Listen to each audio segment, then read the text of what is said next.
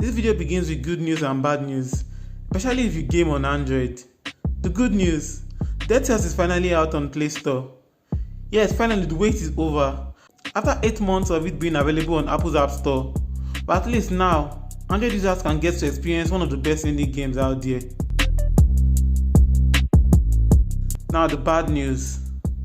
At least 3 highly anticipated premium games have had their release dates shifted, with at least 2 of those affecting Android specifically.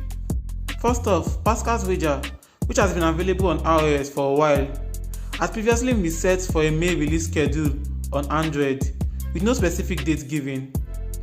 But Tipswork finally announced a specific date of June 25th, which is almost a month past the previous release date. But at least we don't have to wait too long. On the other hand, Atom RPG got released on iOS in May, but then the Atom RPG team have said they are still optimizing the Android version, so hopefully that means sooner rather than later to get the game released on Android. And by later, hopefully not 10 months later. And the third game to change its release date, but this time affecting every platform, is Final Fantasy Crystal Chronicles Remastered. It was supposed to have been out since January, but has now been delayed till the 27th of August. And hopefully this gives Square the time to make the cross-platform action RPG even better. Grid Autosport Multiplayer Beta was finally opened up to the Android community a month after it went live on iOS. The good thing about this is iOS test flights only allows for a limited amount of testers, so adding in the numbers from Google and Apple together should hopefully mean more beta testers to catch more bugs and achieve a smoother release once multiplayer goes live for everyone, whenever that will be. Oceanhorn2, one of the more interesting titles on Apple Arcade, will be getting a free Golden Edition update on the 5th of June. The update will add extra content to the game, like expanding on the game's ending, adding new items, extra side quests, and over 100 new voiceover dialogues to make this incredible mobile game even better.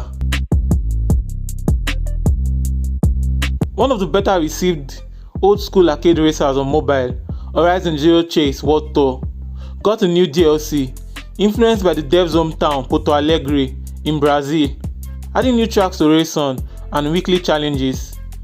The full game can be unlocked for less than $2 if you are interested.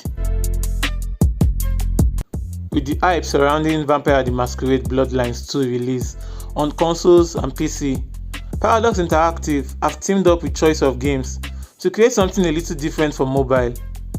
Touch Arcade broke the news of 3 interactive game books in the works, and even had an extensive review with the managing editor on the project, based on the Vampire Masquerade universe. So you should definitely check out their site if you want to find out more on Choice of Games' plan for Vampire the Masquerade on mobile. XD Network Incorporated revealed a new trailer for Reverse Collapse codenamed Bakery, a turn-based anime-styled game that looks like it's going to have a deep story and even deeper gameplay elements. Codenamed Bakery is set to launch on PC, Switch, and mobile, though a release date hasn't been given yet. The Civilization 6 team announced in May the Frontier Pass for the game, which will include 6 premium add-on packs on a bi-monthly basis for the next year, adding additional content like new leaders, new civilizations, new gaming systems like an apocalypse mode, and much more. Civ 6 is currently only available for iOS on mobile platforms.